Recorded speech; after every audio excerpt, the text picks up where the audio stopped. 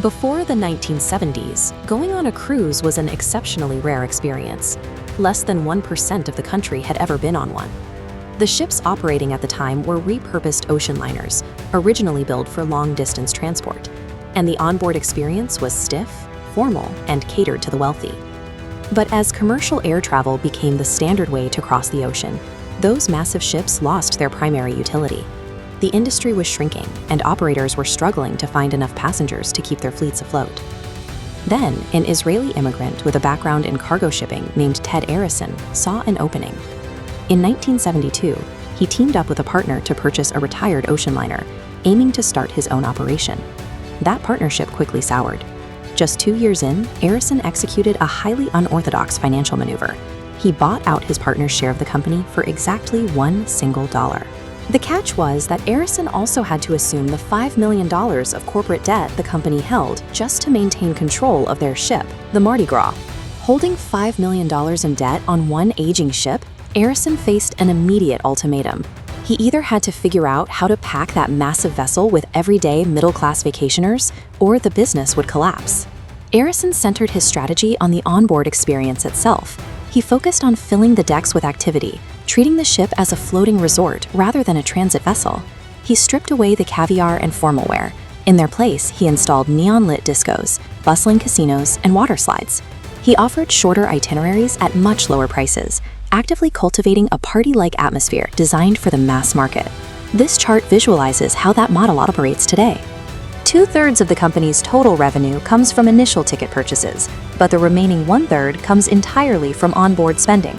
The cheap ticket gets passengers through the doors, while the high-margin revenue is generated once inside. This concept was accidentally proven on Carnival's very first voyage, when the Mardi Gras ran aground on a sandbar just outside Miami.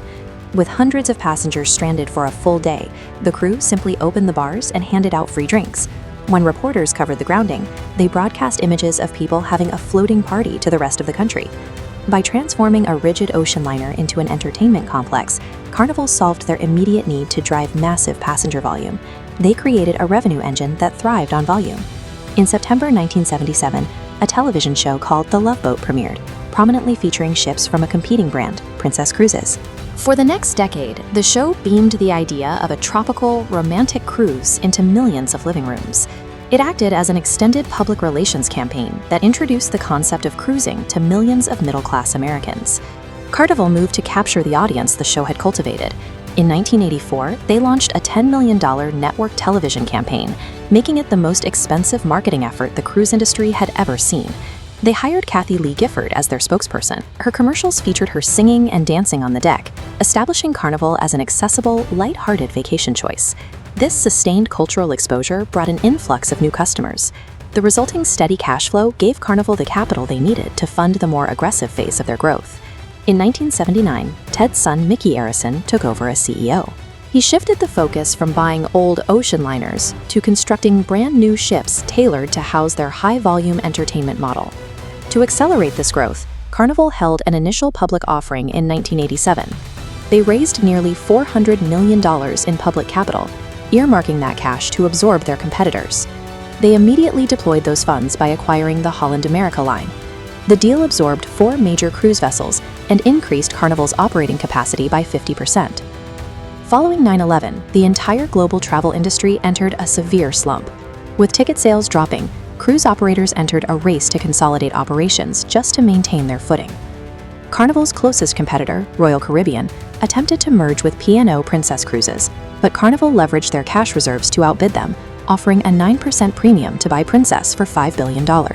By acquiring the industry's third-largest company, Carnival secured a lead over their closest rival that has continued for over 2 decades. They used their financial resources to buy out competitors when the industry was at its weakest point. This graph details the current landscape. Carnival commands 42% of the global market, holding a significant lead over Royal Caribbean's 27%. They serve 13.5 million passengers every year across multiple international brands, pushing annual revenue past $25 billion. That scale was achieved by moving away from traditional exclusivity. They recognized that the mass market was a more viable path to growth and optimized the financial model to support it. Through strategic ship design and targeted acquisitions, The Arison family turned a debt-ridden ship and a $1 gamble into a global operation with 10 classes of ships and the top position in the industry.